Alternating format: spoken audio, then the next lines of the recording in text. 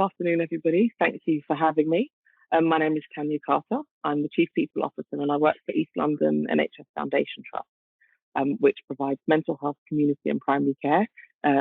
In addition, I'm also the co-chair of the London HR Director Network.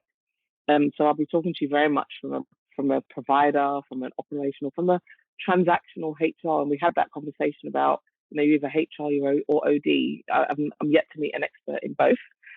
But I am I am the transactional HR person who has learned and acquired HR skills along the way. So that's the perspective for which I come to this.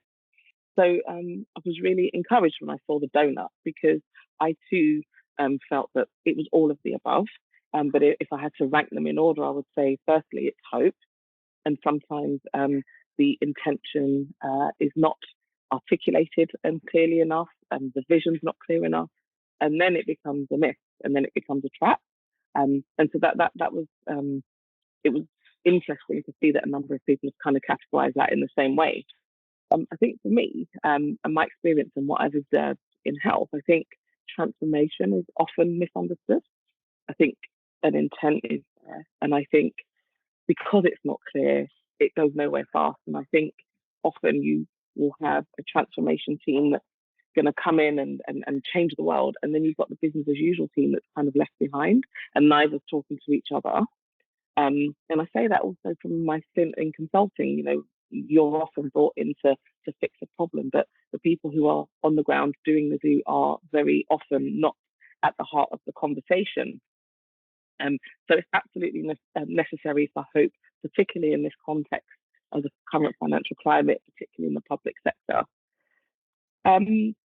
And I think sometimes it doesn't deliver what it set out. It hasn't delivered what was promised. And therefore, that's where, in my opinion, it can become a myth. I think closely linked to that, in terms of the philosophy of change, being a HR professional and going through my training, I remember it was information, consultation, and engagement. When actually, I think it should be the other way around. It should be engagement, information, and then consultation. And the consultation being the last bit, having engaged with the people who know best. And I think sometimes we get that wrong. I mentioned before, just in terms of my journey, trying to cross over more into the OD sphere, I learned a lesson late on because I was very much, what's the task, what we're trying to achieve, how we're going to get there, how quickly is it going to get done. Much to my surprise, when I went to do the NTL OD program, I learned actually it's maintenance, and the task will handle itself. And I think it's a really difficult concept because, from my perspective, you need to go slow to go fast. And in this current climate of, productivity, financial cuts, etc., I think that's a hard concept to sell. And the most tangible example I can think about was, my team was growing in terms of people and bodies, but the office space that we had was limited. And so we started to talk about, okay, let's become agile, let's do away with, fixed desks, let's just, to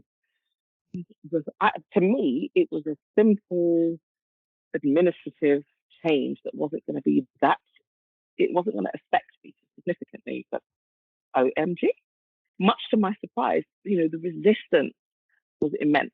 And I kid you not, I spent 12 months, maybe a little bit more, talking about it, which was a bit frustrating because I knew what the end game was. I knew what I wanted to achieve. I thought I knew how I wanted to get there, and I just wanted to get it done.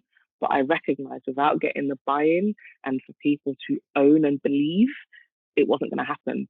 And so we talked about becoming an agile service for about 12 months.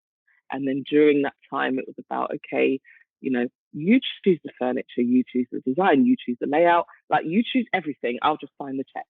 And it was about how I got people in the service to kind of own that change, be on the front line and kind of bring everyone with them. But we went really slow.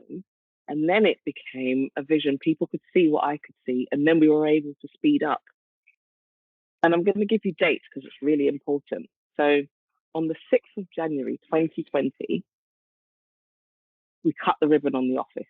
So we had these new Google-style offices. Everybody got brand new kit, laptop, phone, etc. 6th of January 2020. And on the 20th of March 2020, we went into lockdown. And the thing that everybody resisted as the worst thing became, oh my God, how you must have known this was coming. How, you must be a witch.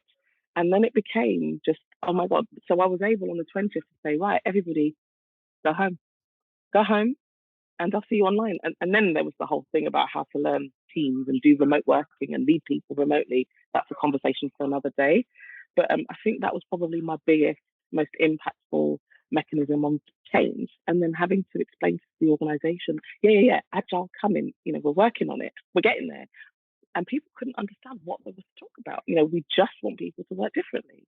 But what I learned, people are, that they have their space, they want their photos, and people are attached, and it felt like we were taking something from them.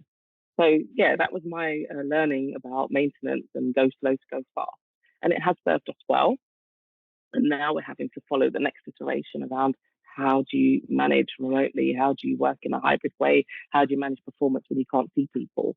So that's really interesting. And I think fundamentally, I think we forget the focus. We forget the impact change on people, irrespective of how small we might think that change might be. And then I come to productivity, which I think is a bit like transformation. It adds a lot, but we're rarely good at explaining, okay, so what do we mean by productivity? And I think as services, as HR practitioners, we need to get better at articulating better articulation of what the issue is, better articulation and better understanding of the data and how we use the data to do the better articulation. And our narrative, the numbers only tell a part of the story. And so how do we be more, how do we be slicker essentially at kind of addressing those challenges? And how do we make sense of it all? I've kind of conflated the three areas, the three questions. I think I have covered everything. But for me, there's also that whole theoretical piece around unfreeze, change, and refreeze, and that is just so important because after all, we're dealing with people, right? I am conscious of the time, so that's pretty much all I think I needed to say. Um, but yeah, for me, it's about hope and it's about empowerment and bringing the right people along and actually sometimes giving them the keys to drive and just, yeah, so hopefully you've taken something from that. I will stop talking and I'll take any questions. And then apologies, I do have to drop off sharply because I've got to go back to my board meeting. Thank you.